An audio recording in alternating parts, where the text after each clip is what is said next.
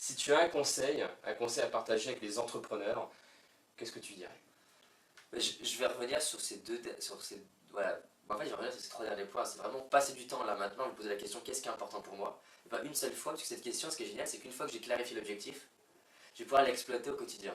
J'ai du mal à me motiver dans mon entrepreneuriat, j'ai du mal à passer à l'action. En fait, c'est jamais une histoire d'effort, jamais une histoire de motivation, c'est une histoire de pourquoi. J'adore le nom de ton site, parce que pour moi, c'est la base de toute action, en fait, de toute entreprise, mais de tout passage à l'action. C'est pourquoi je le fais. Le truc, c'est que c'est bien de voir le nom de ton site, mais j'irai aller plus loin.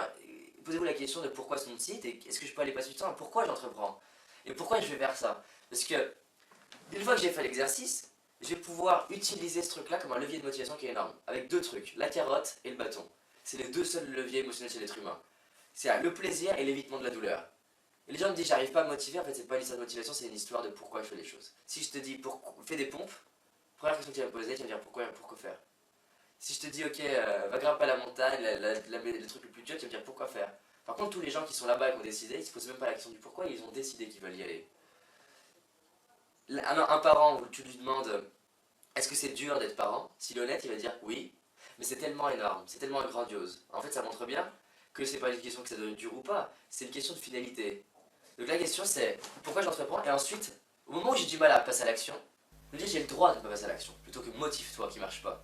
On se dit motive-toi, fais-le, allez fais-le. Et là c'est dans l'effort, c'est le parent en nous qui dit à l'enfant en nous allez fais-le sinon je te punis. Donc le mieux c'est de dire écoute, t'as le droit de pas passer à l'action parce que peut-être que si t'as pas envie, t'as envie d'être dans le bien-être, t'as envie d'être serein, t'as envie d'être avec des amis. Il y a des valeurs fortes là-dedans. Qu'est-ce qui est important pour toi?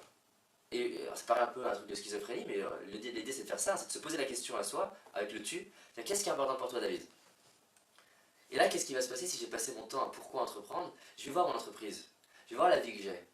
Et le désir va faire que ça va me tirer, en fait, c'est la carotte, je vais dire, ah oui, je comprends maintenant pourquoi je passe à l'action. C'est pas juste pour créer le business plan, c'est pas juste pour aller appeler les clients, c'est que derrière, il y a ce rêve. Ce rêve qui est pour moi, pour les autres, pour ma famille, pour mes enfants, pour ma santé, pour ma vitalité, et un pourquoi qui est fort pour moi, il est court terme, long terme, pour moi, pour les autres, et relié à toutes mes catégories de vie. Même si c'est l'entreprise mon objectif, en quoi entreprendre va aider ma famille, en quoi entreprendre va aider mon couple, en quoi entreprendre va aider ma santé, en quoi entreprendre va aider mes finances, en quoi ça va inspirer mes parents, ça va inspirer mes enfants. Et là, pour moi, la motivation, elle est énorme, parce qu'on va tout relier à ce que je veux. La deuxième question, c'est quoi le prix à payer si je n'entreprends pas?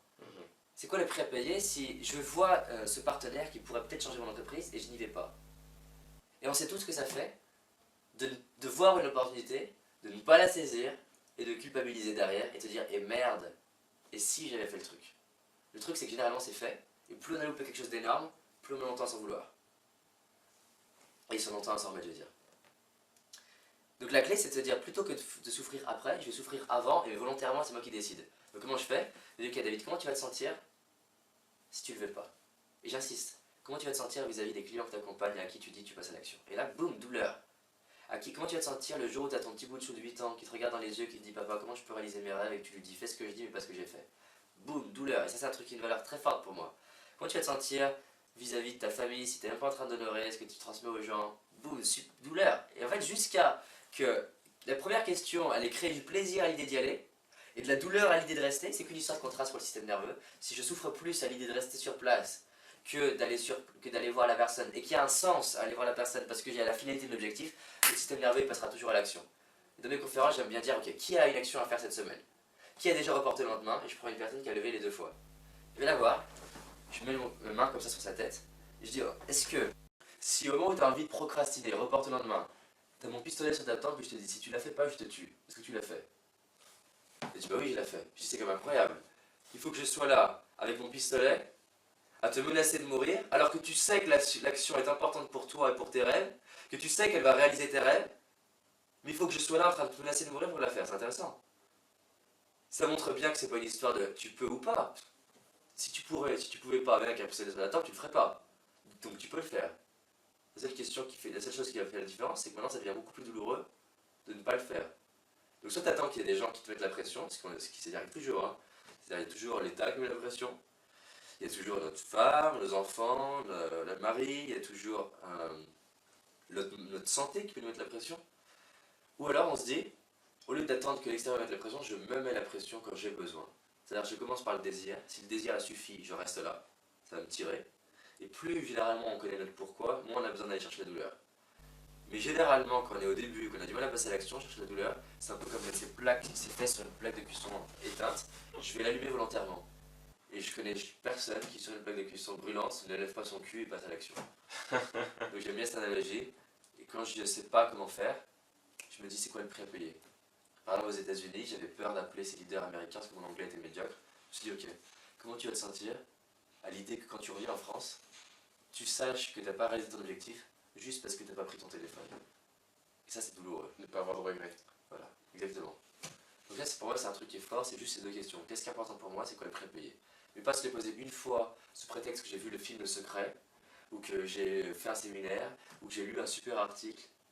Et je l'ai fait une fois, c'est déjà bien, c'est mieux que la plupart des gens. Mais comment je fais pour le refaire et mettre un système en place pour que ça le ressollicite. Donc tu parlais d'extraire à l'extérieur, ça c'est un système qui va me permettre de le ressolliciter parce que mes yeux vont le voir. Mais même au niveau des questions, c'est que ce soit un réflexe. Qu'est-ce qui est important pour moi? C'est quoi le prix à payer? Qu'est-ce qui est important pour moi? C'est quoi le prix à payer? Devant toute chose qui est importante. Et même dans l'autre sens d'ailleurs au passage. Hein. Quand je suis voué de peut-être trop agir, c'est une question qui marchera aussi. C'est est-ce que vraiment je fais la bonne chose? Justement, moi j'enseigne en école de commerce le réflexe pourquoi, qui est un réflexe pour donner du sens. Parce que quand tu te poses la question pourquoi pour prendre une décision, pourquoi je vais le faire, tu trouves ton parce que qui est l'origine, la motivation. Et si tu dis pourquoi, pour l'objectif, ça te donne ton sens. Et du coup, ça donne du sens à ce que tu fais. Et si tu arrives à donner du sens à ce que tu fais, tu donnes du sens à ta vie. Et si tu donnes du sens à ta vie, les choses se passent beaucoup mieux. C'est clair que c'est pas une histoire de motivation. Et tu as raison, c'est dès que tu as le sens, la motivation elle arrive tout de suite parce que ça devient juste évident que c'est ce que je dois faire. Quoi. Donc ouais, moi j'adore cette idée de pourquoi et pourquoi les deux. Top. Voilà, je pense que c'est une belle clé en tout cas, je suis content. D'accord, merci beaucoup. Merci beaucoup pour tout ce que tu viens de partager, c'est hyper stimulant, je suis même sûr que ça vous a plu. En tout cas, moi ça m'a beaucoup alimenté, ça m'a donné de bouger mes fesses de cette plaque chauffante. Cool. Je vais partager un petit dernier truc. Oui, bien sûr. Ouais.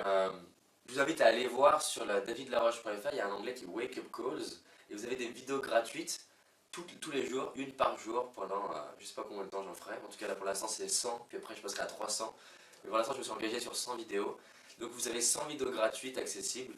Et vous avez à peu près tout ce qui m'aide et tout ce qui m'inspire. Chaque semaine on change de domaine, on va de l'entrepreneuriat au bonheur, au bien-être, à l'action, à la confiance, à l'estime. Donc suivez ça, partagez ça et c'est vraiment mon kiff en ce moment. Voilà, faites ça. Merci beaucoup. On va se quitter là-dessus. Merci. Donc merci David, donc attitude gagnante et salut à vous.